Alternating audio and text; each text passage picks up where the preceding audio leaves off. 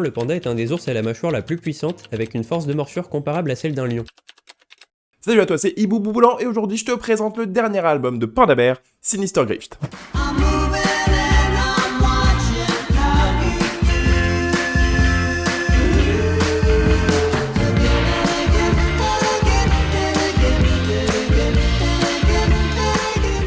Attention, artiste culte dont on parle aujourd'hui, Panda Bear, c'est pas vraiment Joe le rigolo. Non, Panda Bear, c'est l'un des artistes les plus importants de la scène psychédélique indépendante de ces 20 dernières années, pour pas dire 30, que ce soit en solo ou en tant que cofondateur du groupe Animal Collective. Un groupe américain donc, actif depuis le tout début des années 2000, dont la passion principale est avant tout de se réinventer en permanence. Entre folk, pop, rock, électro, ils ont touché plus ou moins à tout, toujours avec leurs pattes bien barrées et bien psychédéliques.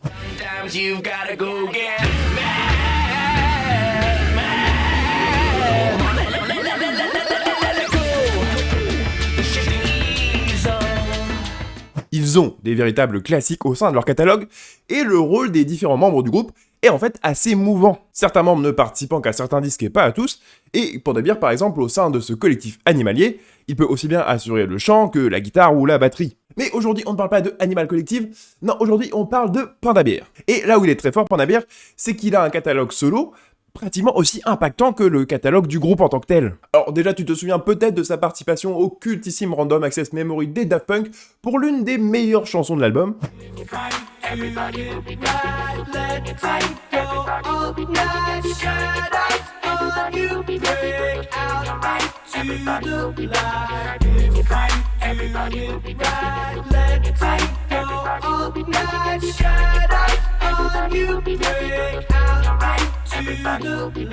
Mais il faut aussi et surtout parler de son chef-d'œuvre, Person Pitch, son album sorti en 2007.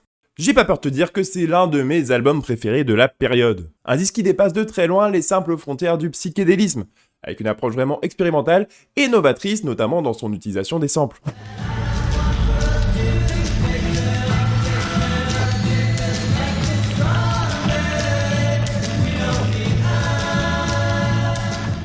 Un disque dont l'influence est finalement assez colossale, notamment sur des genres encore naissants ou à peine nés, comme la chillwave. Un style nostalgique et éthéré, sorte de petit phénomène d'internet, qu'internet transformera ensuite en vaporwave, qui finira elle-même par avoir plein de déclinaisons, et notamment la Simpson Wave.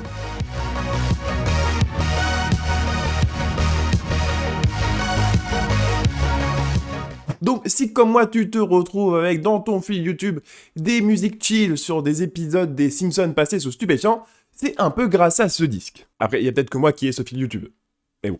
Mais toujours est-il que Person Pitch, c'était le début de quelque chose, un véritable vent de fraîcheur, aussi bien artistique que personnel pour Noah Lennox, aka Panda Bear. Il venait tout juste d'emménager en Europe, à Lisbonne, notamment pour vivre avec sa femme, Fernanda Pereira. Il venait tout juste d'avoir leur premier enfant, une petite Nadia. Bref, tout était réuni pour vivre heureux et avoir beaucoup d'enfants.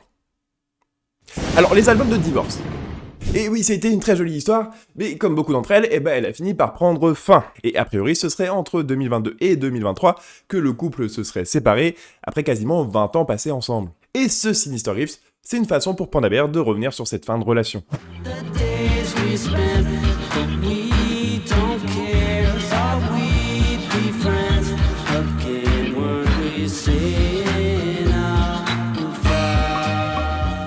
Alors dans le disque, ça se fait plus ou moins en deux temps. La première partie de l'album, elle est plutôt joyeuse en fait. Au moins au niveau des sonorités. On y retrouve en effet tous les attraits de Panda Bear pour les sonorités dub et la rythmique reggae. Associé à ce regard un peu cynique, qui va prendre la rupture et la perte de repères qui en découle par un angle plutôt grinçant, presque d'humour noir.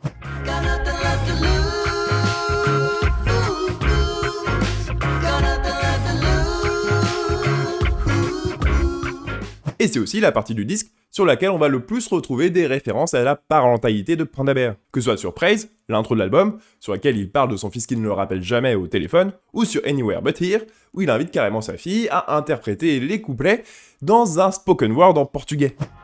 Quantas estrelas guardadas acima, mas focado no além é apenas uma distração, porque na verdade precisa de consolar o coração.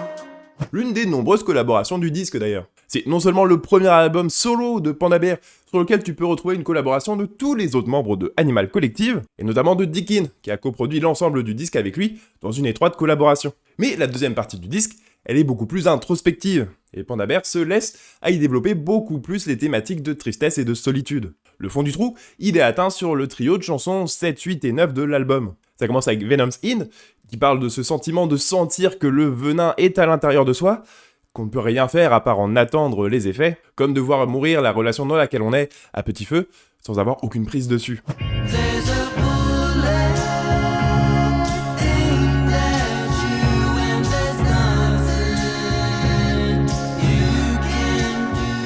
Puis ensuite Left in the Cold, un morceau très atmosphérique, limite ambiante, avec juste quelques phrases répétées en boucle. Et pour le coup, un titre assez évocateur, Abandonné dans le froid.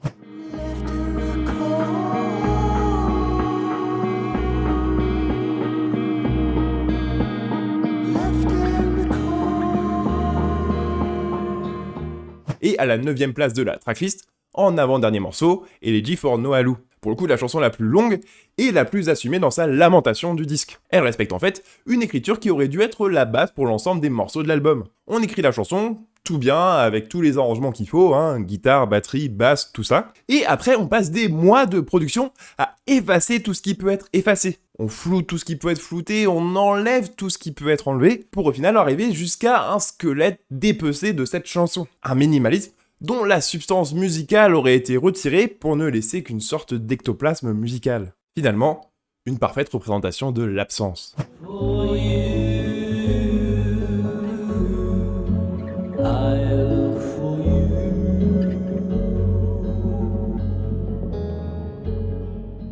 Bon, l'idée a été vite abandonnée d'appliquer ce processus à l'ensemble des chansons du disque. Tout simplement parce que Panda Bear trouvait que la plupart des morceaux étaient très bien comme ils étaient au final. Ça donne d'autant plus ce côté unique à ce morceau, et ça souligne le travail de séquençage du disque qui nous amène tranquillement de sa fausse naïveté dans sa première partie vers un moment beaucoup plus introspectif et personnel dans sa deuxième. Avant néanmoins de conclure sur un morceau plus joyeux, notamment accompagné d'un solo de guitare de Patrick Flegel du groupe Cindy Lee, qui nous a sorti l'un des meilleurs albums de la décennie dans son genre l'année dernière. Une belle démonstration de maîtrise au global pour Panda Bear sur ce disque, toujours aussi pertinent et ingénieux, après des années à explorer les différentes facettes du psychédélisme, pour en plus le mettre au profit d'un projet hautement personnel.